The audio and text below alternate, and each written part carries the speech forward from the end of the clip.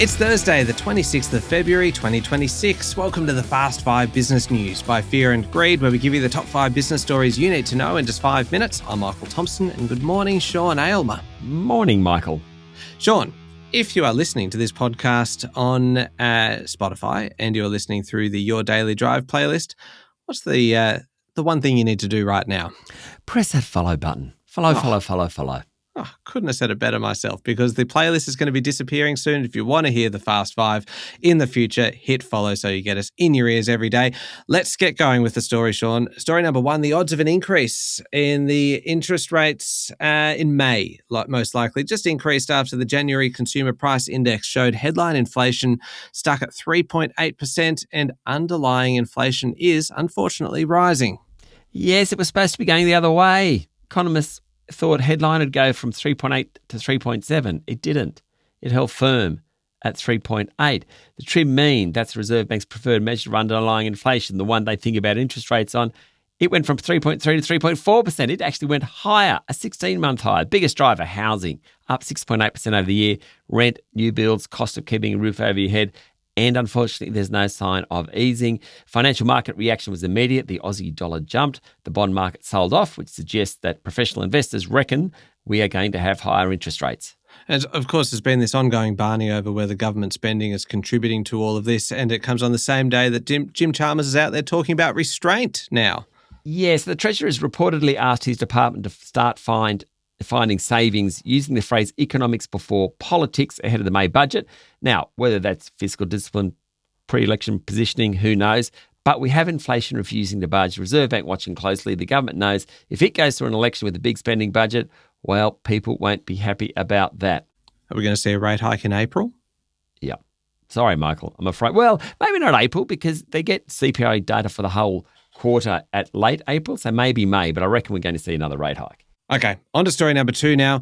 Despite the inflation numbers, Sean, the local market had a very good day. The ASX 200 hit an all-time intraday record of 9,130.3 points. It snapped a 3-day losing streak and finished up 1.2% at a new all-time closing high of 9,128 points. Records everywhere.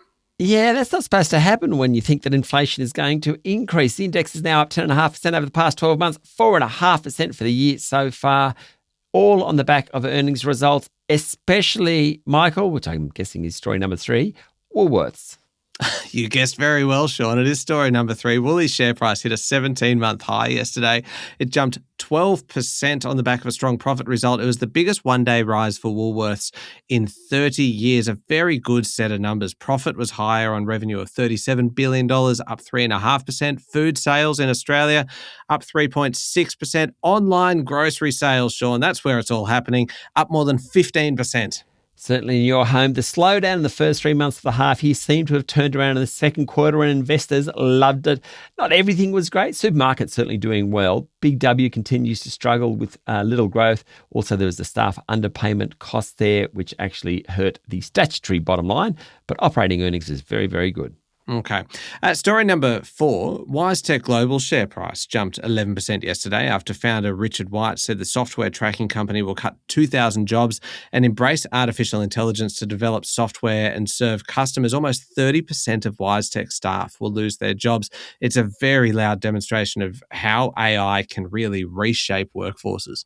Yeah, so White said most software coding could now be written autonomously, i.e. by AI, there you go, written autonomously and added only needed to be overseen by a single developer. The group reported a drop in net profit and margins reflecting the acquisition of an American software business, but it was the clearest sign we've seen so far, or the clearest illustration of how AI is going to take jobs.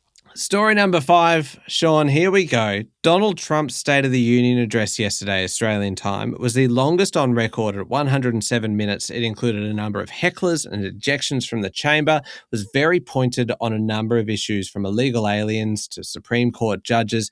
Of course, it had plenty of just the old-fashioned US razzmatazz. You would expect nothing less. They have to do this. This is in the Constitution. It's the annual address delivered by the President to a joint session of Congress. Got to provide a report on the nation's condition.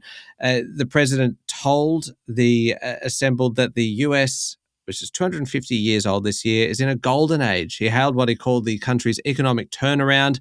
Always plenty of fanfare. You can expect that, but Donald Trump does take it to the next level. Cheers for the US men's ice hockey team, and for military veterans, jeers when Trump defended the action of ICE agents. There was a lot.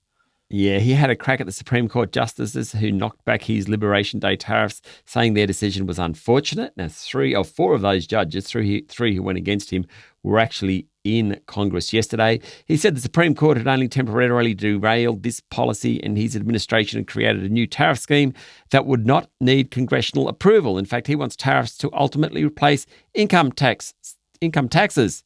Details still to come on that one, Michael. The president issued a warning to Iran over its nuclear weapons program. He said the Russia-Ukraine war wouldn't have happened if he were president. He also had a crack at his predecessor, Joe Biden, a bunch of other Democrats, Barack Obama, and as you said, it was just a show with plenty of razzmatazz. Something for everyone in that one, Sean. Thank you very much. Thanks, Michael. It is Thursday, the 26th of February, 2026. Remember to hit follow on the podcast. And if 5 minutes isn't enough, you can find our longer daily show called Fear and Greed, wherever you listen to podcasts. I'm Michael Thompson, and that was the Fast 5 Business News by Fear and Greed. Have a great day.